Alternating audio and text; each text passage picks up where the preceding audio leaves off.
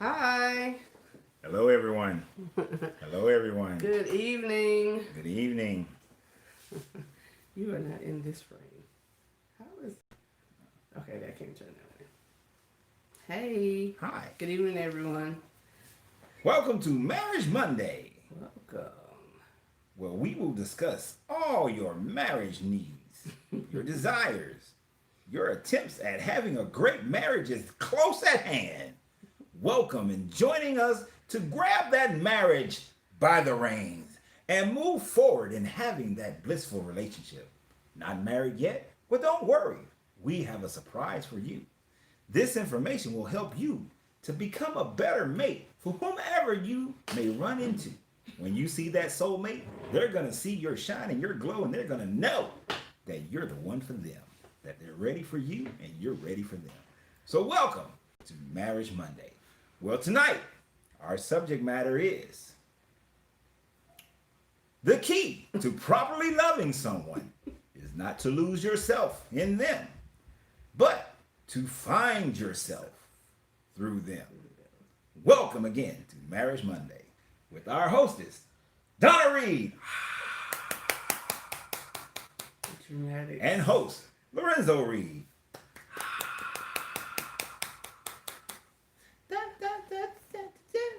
Yeah, we gotta work on that music. Hey, Leah. Good evening, Sorry. everyone. Yeah, we trying to get it all together. We're still on different avenues here. Just doing Facebook, Tag Team Marriage on Facebook, Tag Team Wedding on Facebook, Tag Team Marriage on YouTube. We would love for you guys to go and start joining us live on YouTube. Yes. Tag Team Marriage on YouTube. That's right. Like and subscribe. Help build the Because we're channel. trying to build the channel and get everyone in one spot. And y'all are not participating. We're slowly but surely building up. But as long as you guys join us, we appreciate it. And we thanks you. It didn't come out right. We thank you and we love you guys. So we just want to say hello. Hope everyone had a great day. Hope everyone's having a great evening. We're going to get started. We start off, of course, with our intro, with our hellos, and of course the reminder that the box office wedding is still on. We are still having our box office wedding at the Georgia Aquarium, Saturday, February the 20th, 2021, and you all are invited. Yep. All we ask, All of you. all we request, because we would love for you to be there, and our gift is you. We ask that you cover your RSVP of $50. That's for your drink. That's for your meal. And a dessert, of course, catered by the world-renowned Wolfgang Puck. Wolfgang Puck. Wolfgang Puck. So go to Tag Team Wedding. Tag Team Wedding. Wait a minute. What is it? Tag Team Wedding. www.tagteamwedding.com. Tagteamwedding.com and submit your RSVP, and you will have a spot at the grand wedding in front of the beluga whale tank, and all the splendor. If you have not seen the grandeur of a wedding at the Georgia Aquarium, Google it. Google weddings at the Georgia Aquarium. Look how gorgeous and beautiful it is. So we want one of our experiences in life to be that. It will be our 1-year anniversary at that point. But at the beginning of this, we decided that we would have 2 weddings. We would have a smaller one for our immediate family, and we're doing the second one because we have so many friends and family from literally all over who wanted to be a part of our wedding. So we would love to have you all there. Mm-hmm. We would love to have you all there. Now, if you haven't done it, if you're not part of the Tag Team Wedding group, then you may not have seen, or on our personal Facebook pages, you may not have seen the trailer from our wedding in February. Mm-hmm. If you want to go see some good stuff, go look at that trailer. That trailer's on point. My baby looked good. I was looking good. The weather was perfect. It was very nice. Great. It was a good looking event. Hey, Loretta. So go check that out. Yeah. We are going to post that on YouTube. I'm going to post it on YouTube probably tonight or tomorrow. But yeah, go check it out. And on the page is also the proposal. The video of the proposal is on the tagteamwedding.com page. Yep. The wonderful proposal. The amazing proposal by yours truly that caught her completely off guard, because I'm the man like that. All right, so let's get into it. You guys are here. We're here. We love for you all to interact with us. So if you have a thought, a comment, please chime in. Yes, participate. Participate. We love to get different perspectives here. Yeah. So like you said, the title, it's a little bit lengthy. It's a long title. But the title is, "The key to loving someone properly is not to lose yourself in them, but to find yourself through them." Okay?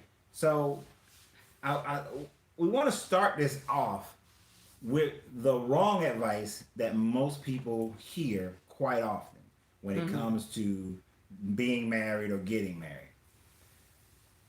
You know that bitter couple? You know that couple who didn't have a great marriage? They just together because it's comfortable, or they always argue and always fight. You know that couple. You know that couple. And what's the first thing either he or she always tell a young new couple, or a single woman or a single man? And when you find something, don't you lose yourself in that man or in that woman. Don't lose who you are in your relationship. And then next thing you know, they gonna leave you, and you're gonna be all hurt. You're going to be devastated because you just forgot you lost yourself in them. Yes, I'm being dramatic about it, because it's one of the pieces of advice that I believe have hindered. Let me put it like this. Can I put it like this? Let me put it like this. I literally know of couples who got married, or they were together. They got married, actually. And I'm not being against women, but the mother of the bride consistently and continuously told the young lady, make sure you get your education, because when he leave you, make sure that you save your money, because when he leave you. And what was the other thing? Another one they used to say is, make sure you don't do what them nasty women do, and so that he can go do that with his mistress. Literally used to tell this woman that. Wow. So how do you guys think the marriage ended up? You think they still together? You think they still together? No, they're not together. But that comes from when you have this person, these people who tell you don't lose yourself in a marriage, but then the next thing they'll tell you is they'll stand there and say, "Oh, the two shall become one." Right. Contradiction. Big time. So we want to talk about that a little bit. The individual versus unity, right? So, as my baby always says, why are you here? Right. Why are you here? Hey, Gail. Yeah. If you got together, if you love dating and love like having your own space, living how you want to live, keeping the house how you want to keep the house, going where you want to go, when you want to go, eat what you want to eat, when you want to eat, all that kind of stuff, and then you get married and you expect to still do all that, why'd you get married? Right. It's not going to happen. Right. And you're going to change who you are. Like, I literally had friends who, well, they were friends because they had to go, who thought that I'm supposed to not change my friendship with them because I got married. Right. What kind of foolishness is that? And it doesn't mean you give up your friends. You give up, the things that you enjoy. You give up yourself. It means that there are going to be some things that you will have to give up. and you will end up wanting to give up and realizing for the better of your marriage, your relationship, you have to give those things up. The friends that don't respect your spouse, gotta go. Gotta go. The family members that don't respect your spouse, they're still there. They're your family, but they're not in the inner circle of your marriage and your relationship. How many of y'all deal with that? When you got family members who don't like your spouse, how do you handle? That's a whole subject by itself. Right. How do you handle that? Right. Family member, that mother-in-law, that father-in-law, that cousin, that Uncle Pete, who don't like your wife, don't like your husband. Feeling. I'm sorry. We always show our shirts, so we definitely want to show this shirt that we got. This is the newest addition to our shirt collection. Yeah. All right. We just went right past it. Yeah, we did. I'm sorry. We usually always show our shirts. Okay. So, that wrong advice that he talked about, don't lose yourself for that man. Don't lose yourself because of that woman. The wrong advice. Individual versus unity. All right. So we want to hit. What?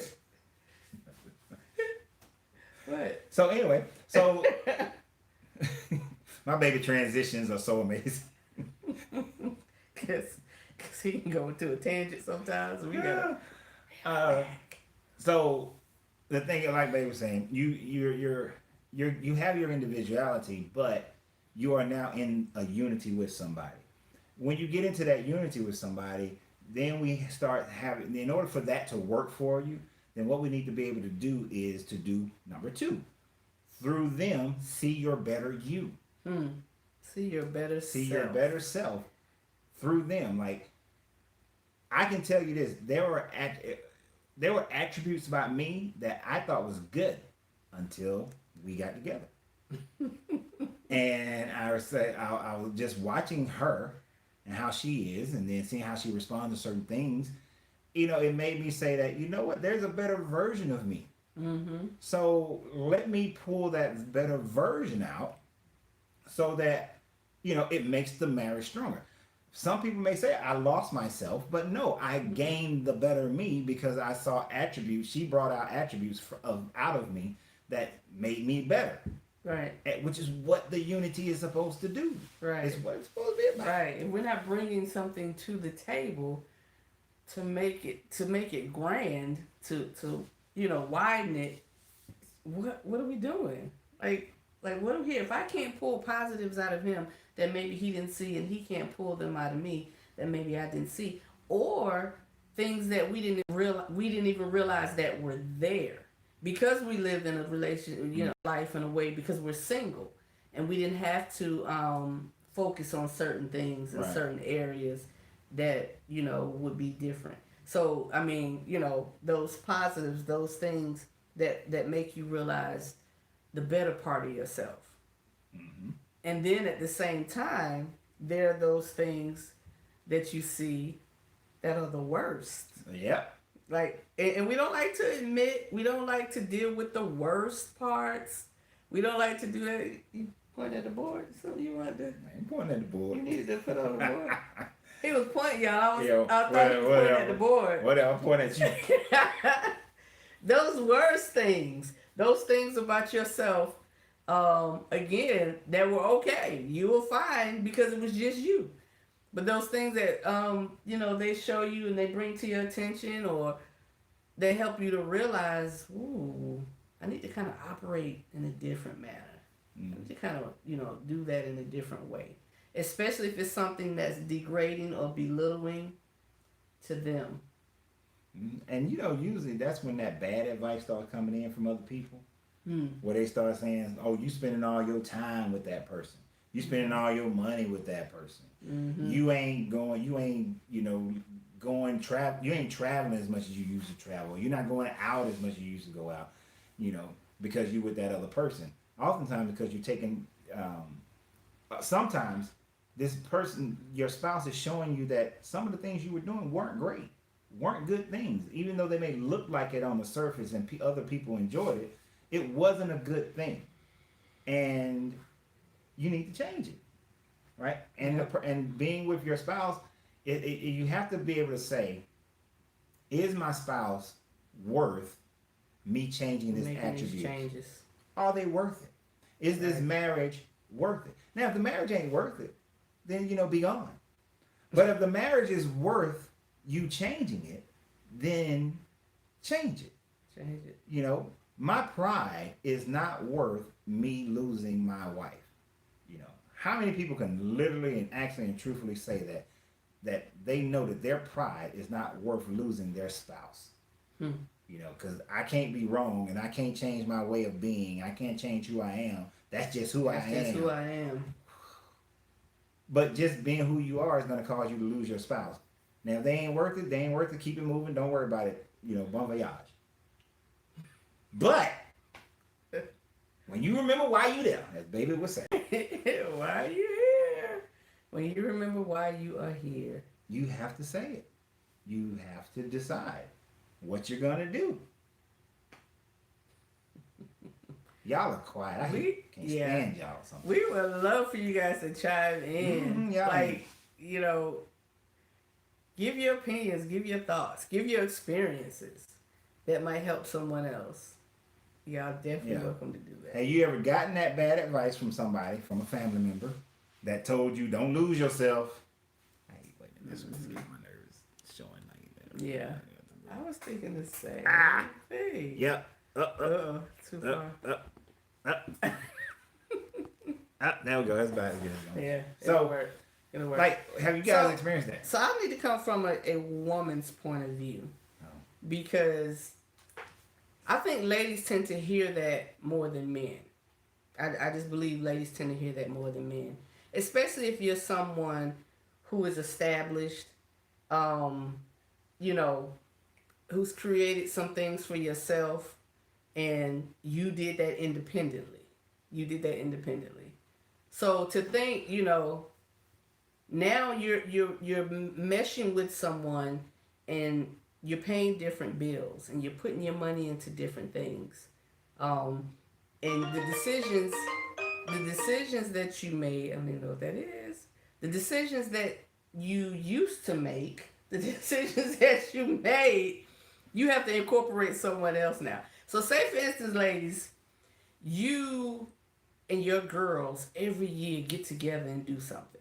Like this is y'all's tradition. This is what y'all been doing for years. Y'all get together and y'all do something. Y'all take a trip or whatever. Now you have to include your husband in that. Not to go on the trip, but you have to have that conversation with him. You have to see what your finances look like to be able to do these things, because you may have taken on more, a new home, a new mortgage, another vehicle, all those type things.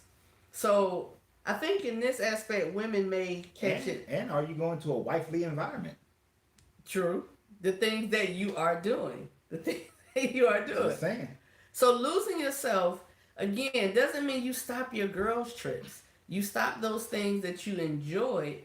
It just means, hey, babe, and my girls are going, or, we usually go to Miami, or we take a trip somewhere every year. You ain't going to hedonism no more. It's about that time of year. You cannot go to hedonism. It's about that time of year. So, I just want to make sure that things are in order here at the house. And, the trip is going to cost about this much.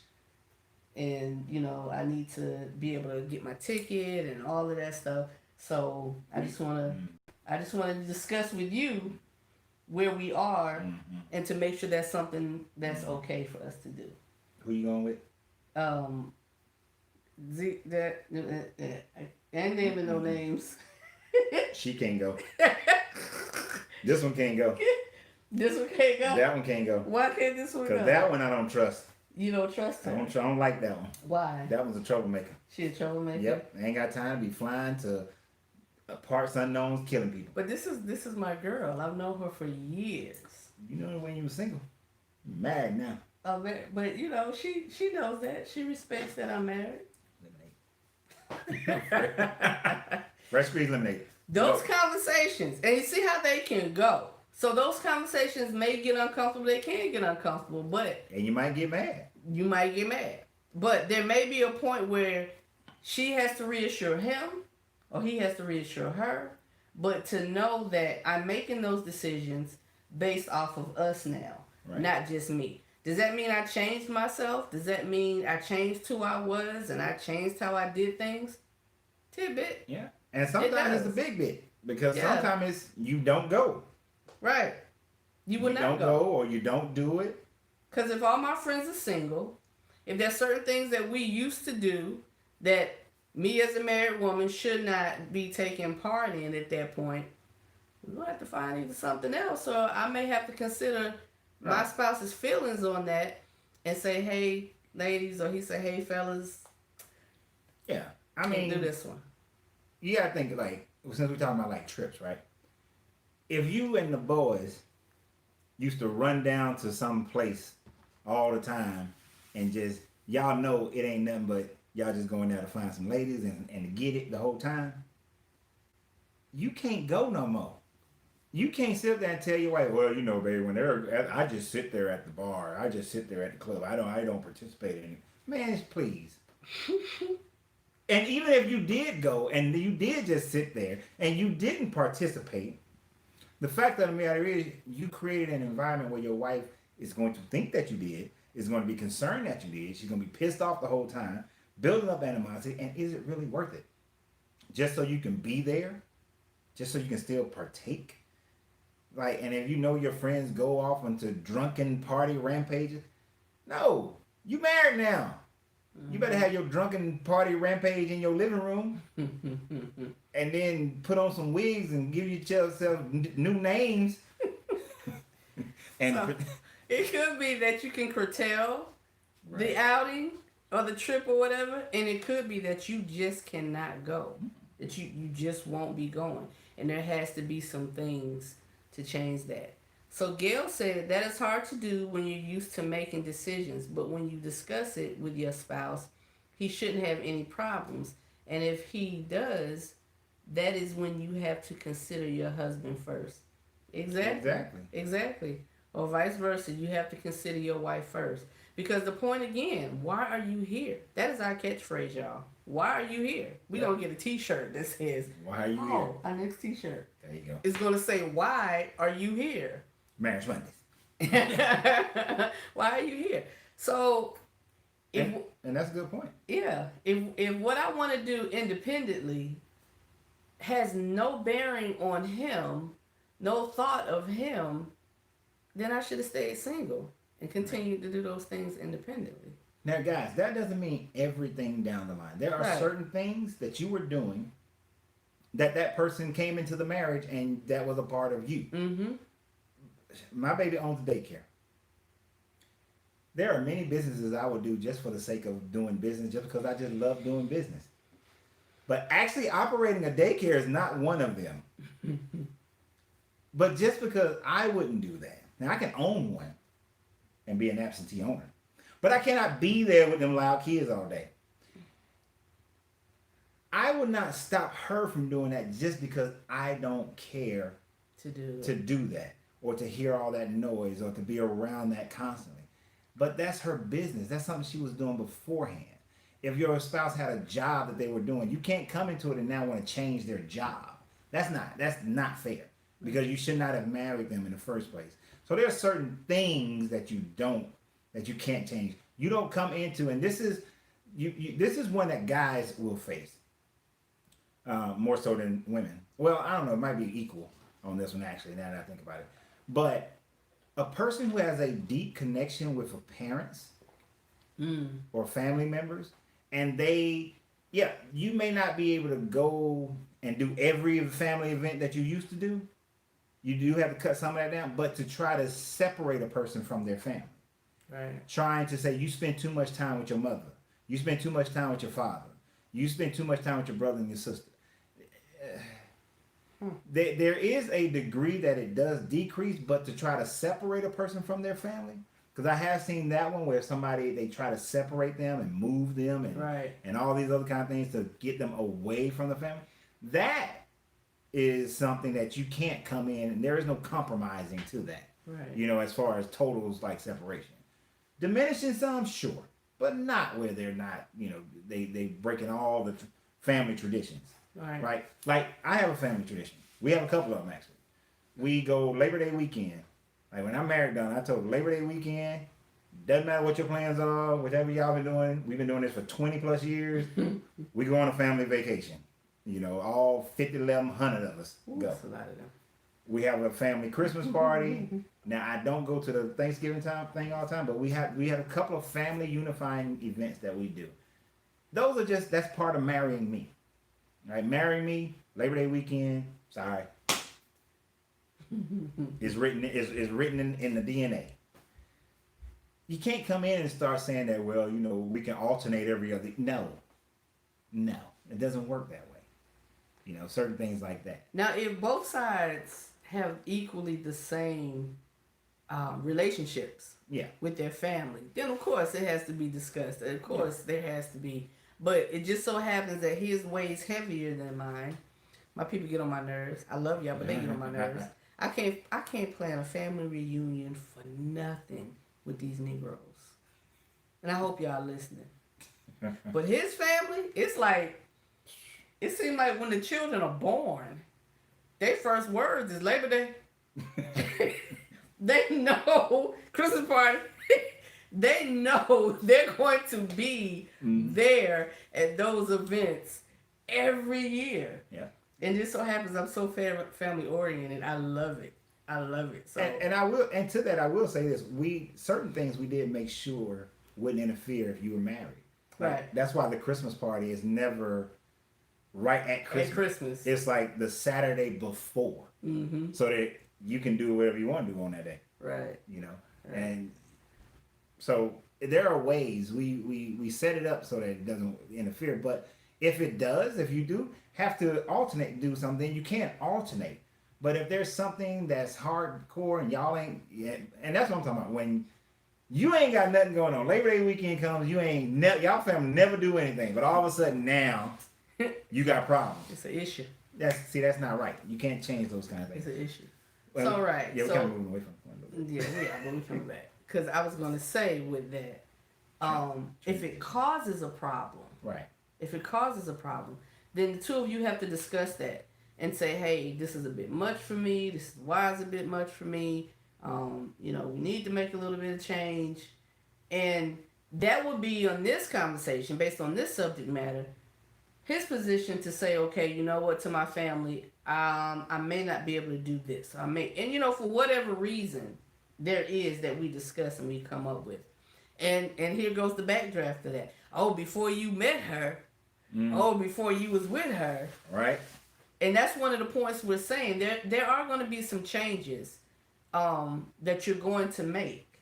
But you have to understand and know, are those changes for the better? Are they worse? Are they worse? Right. Are they worse? But the whole point of this, Riri. But the whole point of this is realizing those things that make you realizing those things. Title again, help me out. The key to loving someone is not to lose yourself in them, but to find yourself through them. So the things that you recognize in yourself that are better and that you then bring out, or the things that are recognized that are worse and you get rid of. You want to throw away. You want to throw away. You want to get rid of it. You want to get rid of it. So we talked about, we're going to give some personal examples. Yeah, since y'all don't want to get none. We got to get, Gail is always ended the week. Since we got to be transparent. And y'all don't So we're going to give some examples. And y'all feel free to type in your examples. So, I'm going to start. I didn't say nothing. On the hot seat. Oh, you want to start? No, go ahead. Okay. Yo. So, some things that I have realized in loving him, the positives. We're both business oriented. We're both entrepreneurs. But this business mind is off the chain. It's like where your SOP at? He's so sweet. You know, this is how you build wealth. This is how you do this, and this is how you do that. That P&L statement. Thank you. In the business mind, my mindset is I've been doing this for 20 years. My SOPs may not be like da da da, set up, lined up, and all of that, all those things. But in being with him and seeing how he wants the best for me, my growth, my business, it makes me want to sit down. Like, we're writing SOPs. We're writing SOPs like we've never written them before at Donna's Loving Care. We are. So that's one of the things that I realized. That's one of the positives that he brought out. That's one of the things that I realized I was missing and I wasn't paying enough attention to. But it's for the growth and for my business to grow and for things to get better there.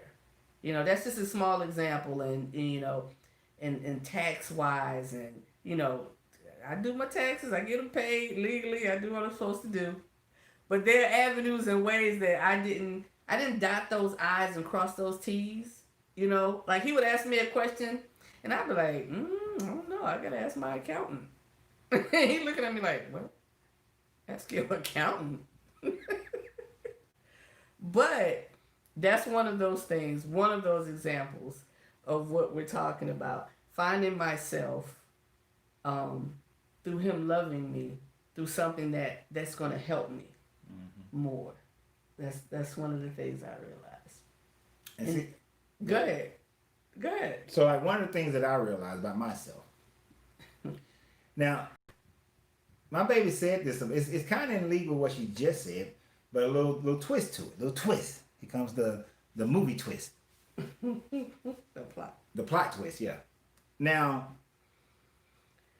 because she's seen me run my business, she had this image of me that I had all this attention to detail. Right? And so after, I don't know, 3-4 months of being in the house together, she blurts out.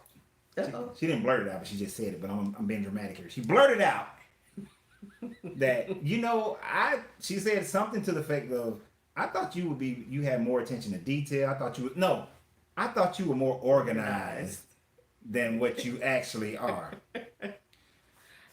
Now, I didn't realize, this is what I didn't realize, and I should have, because there is a precedent for it in my life.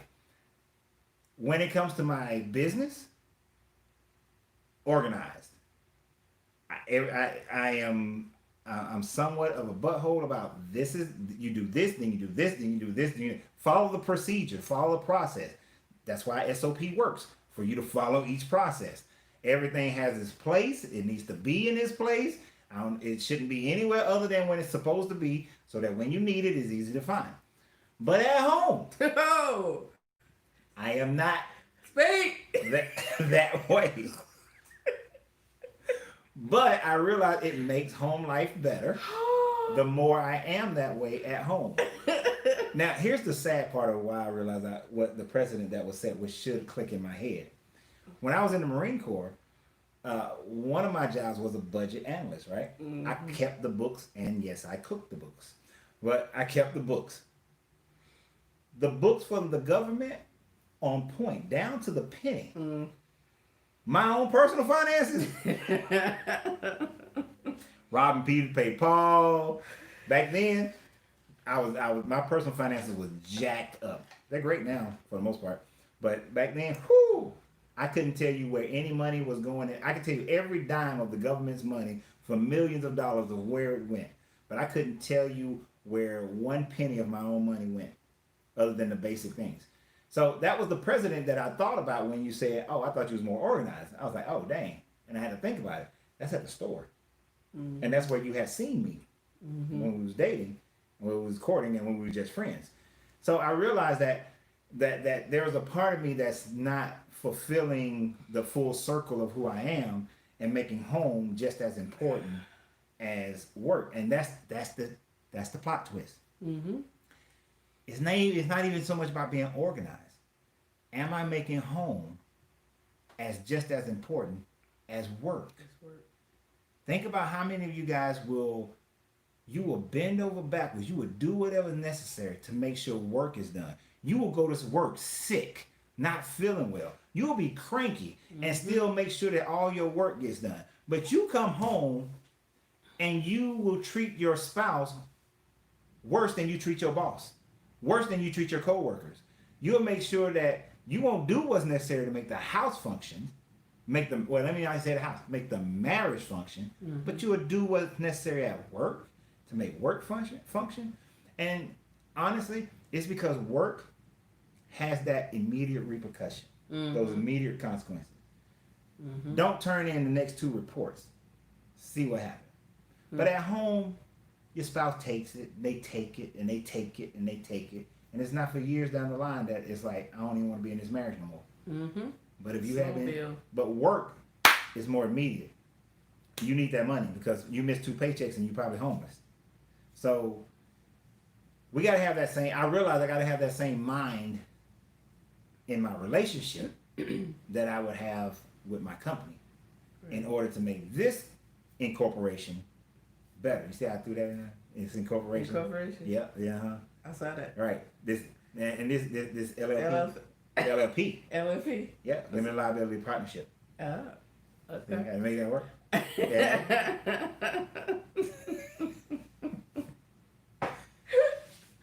Your turn. Very important. Okay.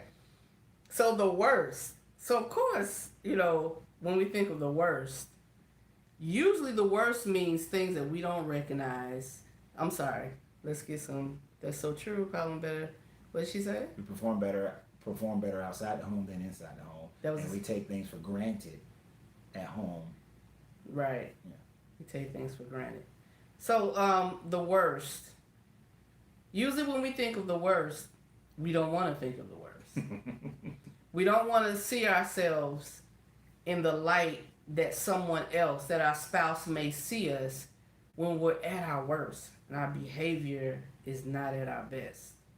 So when your spouse, when the way they love you pulls out the worst, where you can see it, which in turn makes you want to adjust it or change it, that's where the worst comes in, being positive. Make sense? It don't make sense? The worst comes in being positive. It makes sense. Because, okay, for example. I was with you, then I got lost. I know you did. Yeah, do it again. Please. So, my point was, when we talk about the worst, we don't want to see the worst in ourselves. But when your spouse sees that in you, and you want to change that because they see it, and they okay, I get you saying. And they make a point to reveal it to you, we don't always want to switch that up and change that. But the point is, by loving you, how they love you pulls out one of those things. We always want to think the positives, but there's not always the positives. It's the negatives we have to focus on, and we have to make changes to as well. Do you have an example? Do I have an example? Yes. Do I? Let's be transparent to the people. Let's see. An example. I tend to be, I tend to fuss. I do. I'm a fusser. Like, I'm fussing. If I don't like something, I'm going to tell you I don't like it. I'm going to tell you how I don't like it. And I'm not going to tell you in the best way. Because I feel like if you're doing something wrong, then you need to know. Honestly, that's honestly how I feel. But being with Mr. Man here, he has this thing, this phrase that y'all have heard, of course, get back to happy. Is it death or dying? You say it with so much joy and love. It is. Get back to happy. Oh. Is it death or dying? So, long story short, it makes me want to, whatever. It helps me to realize and think and focus on adjusting the way I react. the things that I may fuss about and how long I may fuss about it. And the point that it's making, is it a point? Is it irrelevant? Is it a mute point? Is anyone hearing me now at this point? Because they're pretty much used to me fussing. But the way he comes at it, something he doesn't like, something he doesn't agree with. It's that calm, it's that mellow that sometimes gets on my nerves. Like, you mad, but you talking to me like, babe. I'm like, this call me babe? We mad. He'd be like, babe, ABC, XYZ. Okay. You ready to eat? So in turn, it makes me feel more like, you know what? Let me adjust that negative. Let me adjust the worst part of me, because it doesn't help, and it's not elevating him. It's not elevating me. So what does it do for the relationship? What does it do for how he feels? Absolutely nothing. Say it again. What does it do for how he feels? The worst. Like, I had one, but I was listening to you and I forgot what it was.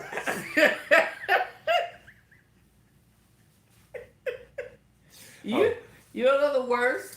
Huh? The worst? I'm sure you know. I mean, this is yours. Okay. I gave mine. Here go one of my worst. That her loving me, this is one of them. Because actually, this isn't the one I was thinking about. This is just a new one that just popped in my head. Okay, go ahead. So. I want to read. Oh, Gail's go ahead. comment. Go ahead and read Gail's. Give me more time. Get that, see more? Yeah. So let's Gail's comment, because we asked you guys to interact, and she definitely is, so we appreciate it. I see what you're saying. John, her husband, Gail's husband, John's worst was managing, our finances. But I had to show him how to handle or just trust me. Now he does better because he didn't see it as being the worst for him, how he handled it. I love that. Mm-hmm.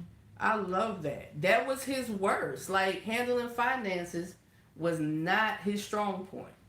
But by her showing him in love, he handles it better. Right. Very nice, Gail. Gail, you can take some notes from Gail, y'all, I'm telling you. Now, when I start this off, some of y'all are not going to say that this is the worst thing. It's a good thing. But in the end, if you really hear it, you'll understand how it's not a really good thing and it needed to change. Now, I am the kind of person where I am overly optimistic. I'm thinking that everybody is following the golden rule. Do unto others as you will have them do unto you. The way I treat you, I expect you to treat me the same way. It's my expectation, right? And I expect that all the time. Now, that sounds like a good thing. You should treat people how you want them to treat you. But not everybody's going to be that way. People are going to have agendas, and people are going to act out. Now, the worst people that I have that with are people that I consider my friends. I don't consider many people my friends. You've got a text. Oh, Lord of mercy. Okay, so. Wow, who is blowing me up like that? Oh. T-Mobile has been down all day. Right. Our phones have been down all day. So now they're coming back. Everything. Don't do that. Just let it go. You can't stop it. No, I'm not trying to stop it. So her phone has, she always, hey, beautiful, you got a message. Because I'm beautiful and I have a message. My thing just can't vibrate. Like everybody else. So anyway. I don't want to vibrate too. All right, we about to be over. See y'all later. Go ahead with your point. So, and this was kind of mentioned a little bit earlier. I'm always been optimistic. Mm-hmm. So if I consider you my friend, I don't ever think that you may have a negative thought towards anything that I do. I'm always going to think that just as much as I've been supportive of you, you're going to be supportive of me, no matter what my decision is. Now, but because of that, I turn a blind eye to when people who I consider friends are not treating me as a friend and not being respectful or responsive to what I'm doing. Hey, beautiful. So, Lord of mercy.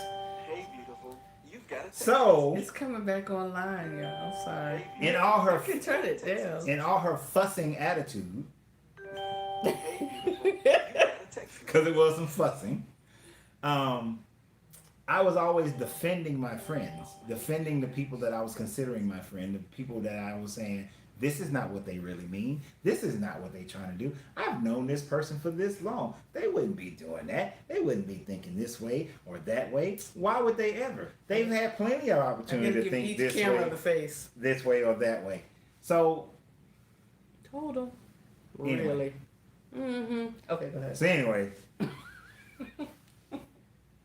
being overly optimistic and overly trusting has created and as I told, as Donna's understood my history, especially my history when it came to different businesses and different decisions that I've made, a lot of the bad decisions that I made that put me in a situation where I could, like, honestly, y'all, and when me and my brother was talking the other day, we kind of hit on this.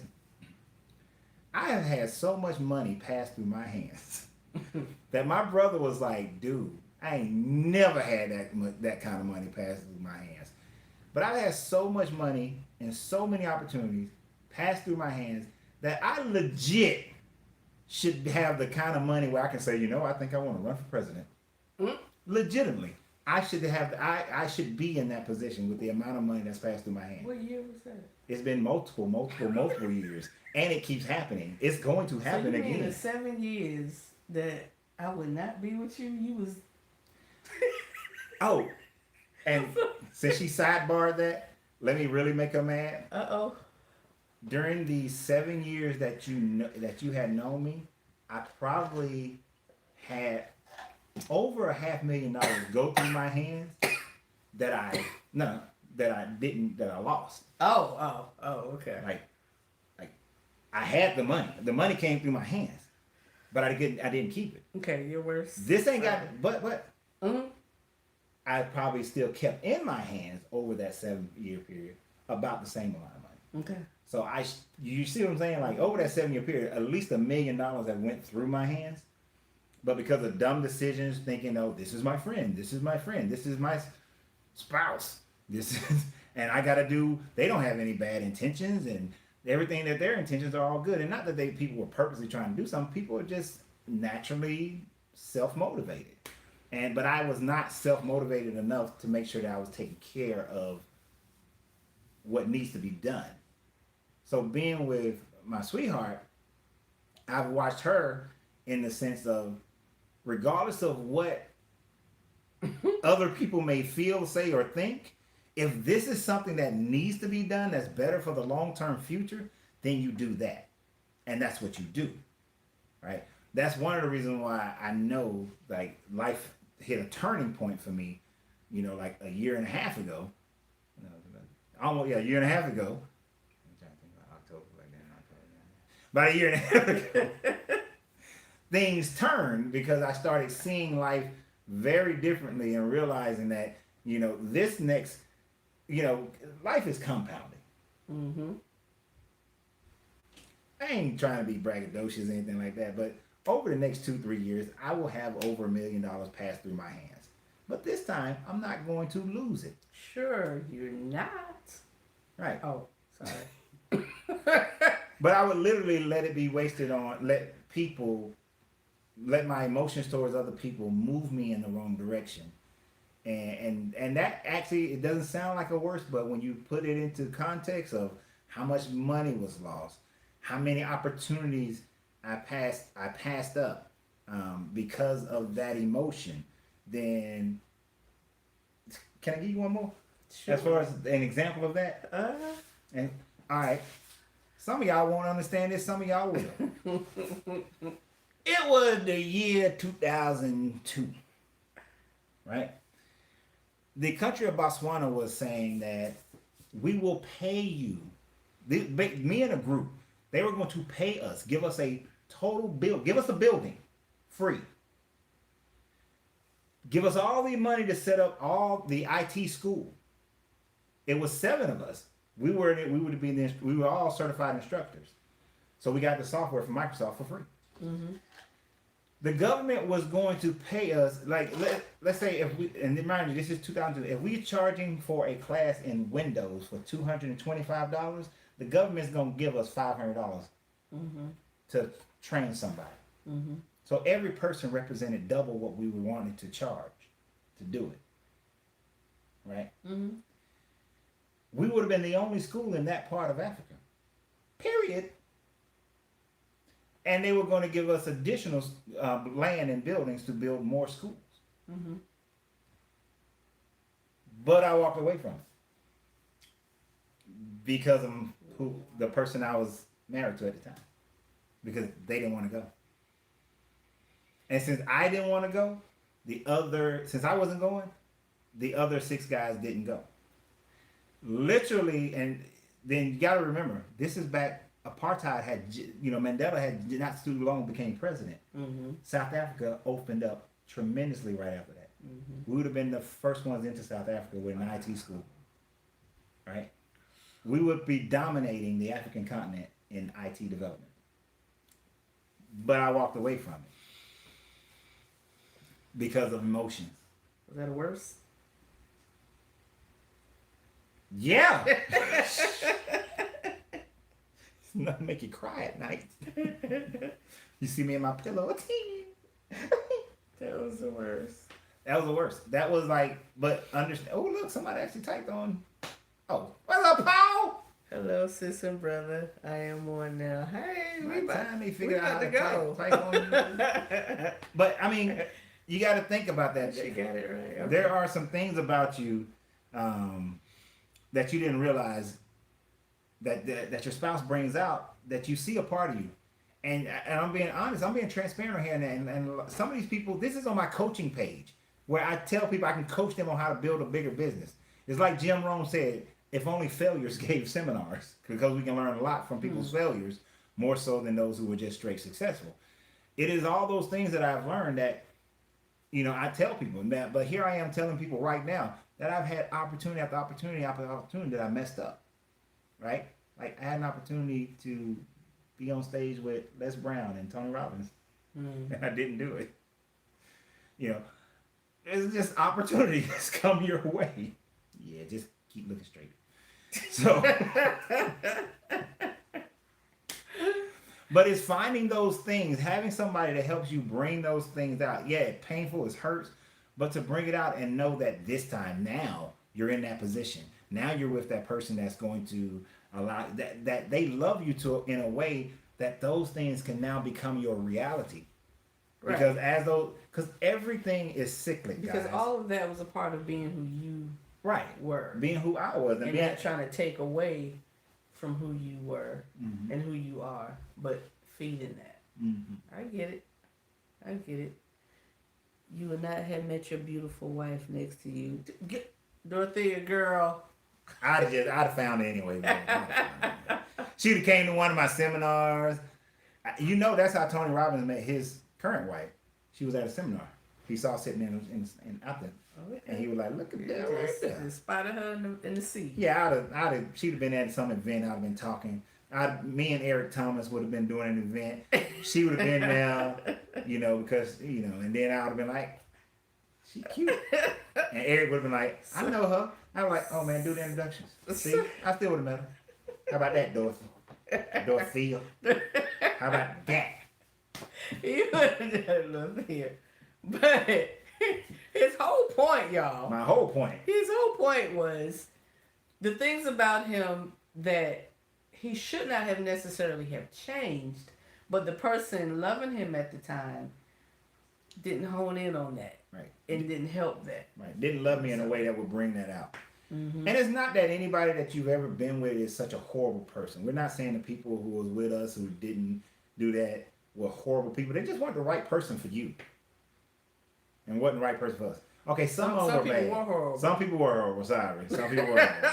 I had to think about some of them. Ain't no fluffy fluff. The fluff. Trying to make them feel better.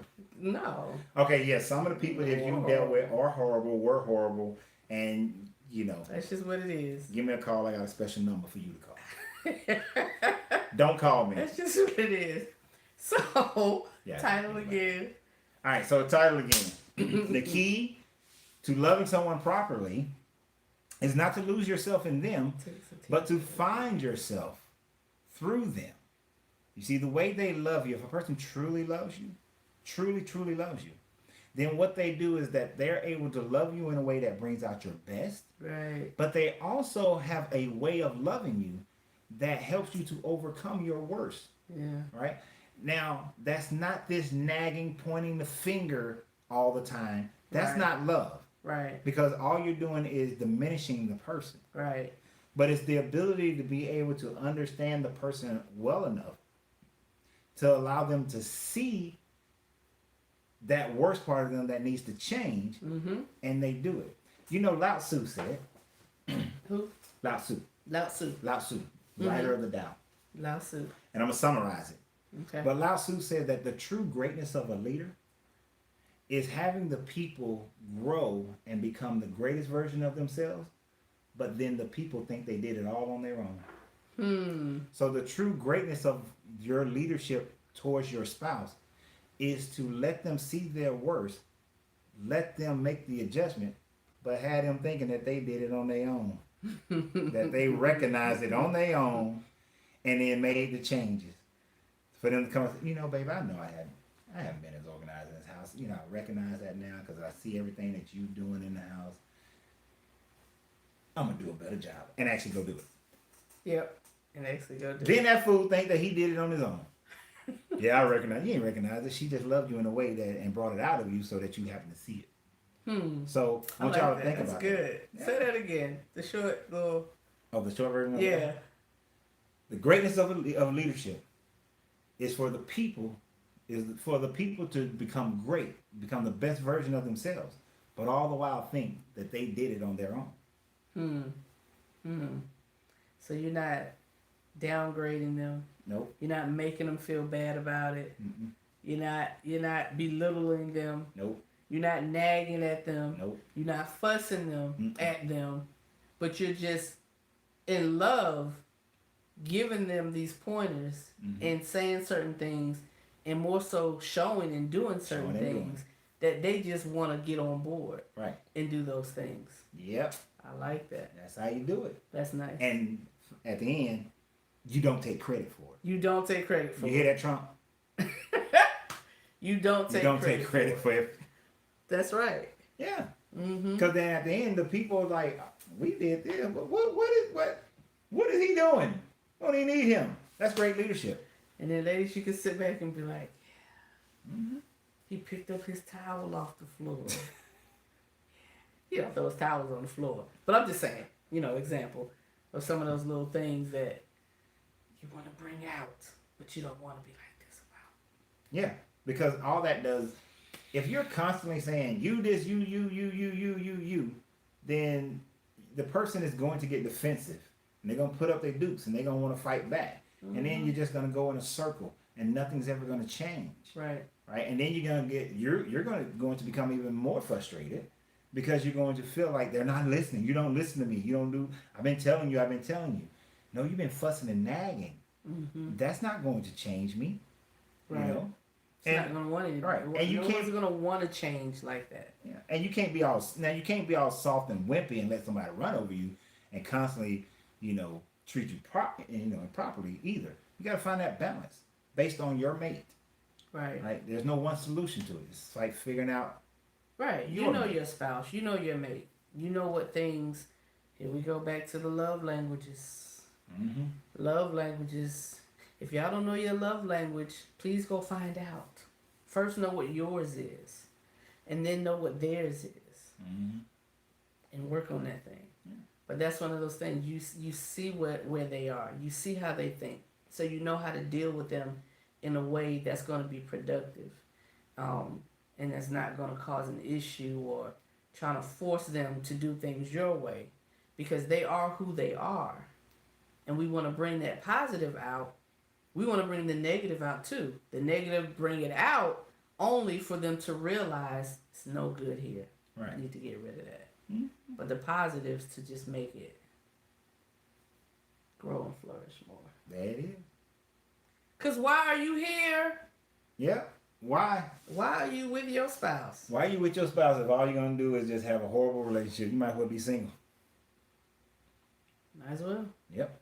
So that's it. That is it. We done with y'all. Nah, we're not done with y'all, but that is the end of tonight's. It is 10. I can show. See that. 10:03. We are 10 seconds, 5 seconds away from it being 1 hour, and that is supposed to be our. It takes a team to have a dream. It takes a team to have a dream. It does. So teamwork makes the dream work. I always say that. So we appreciate you guys. Go over to our Facebook page and our Facebook group, Tag Team Weddings, or on our personal pages. If you're on those, you can see our video. Our video from our wedding in February. You're not seeing the whole video. You're seeing the trailer. You know, the highlights. Yeah. It's a great video. It's on the check that out. Tag Team Wedding page on Facebook. And the goal is that I'm gonna upload it to YouTube. And the goal is to inspire you guys to visit us, be with us during our big wedding at the Georgia Aquarium, February 20th of 2021 here in Atlanta. COVID will be gone. Things are going to be great. America's going to be better, hopefully. We're going to have a great party, a lot of fun. So we want you guys to join us. You just got to go to tagteamwedding.com and RSVP by taking care of your food and beverage. That's going to be catered by Wolfgang Pup. Donna doesn't want you guys to bring any white envelopes with cash in it. I do, but it's okay. Just put my name on it. You're her gift. There's no gift registry. Ouch. There's no gift registry. You don't have to slide us an envelope, put it in a card or whatever. Our gift is you. So go on RSVP because we want you all there. I don't like y'all. And just to let y'all know, we're teetering 100 guests already. Yep. And we do have a limit. The only reason we're still going with this is because of course, COVID. The aquarium was closed, so they've extended the time that we can still give them our final count, our final number. Right. So we want you guys to be there. So we thank you. We love you guys. Y'all been great. Continue to join us.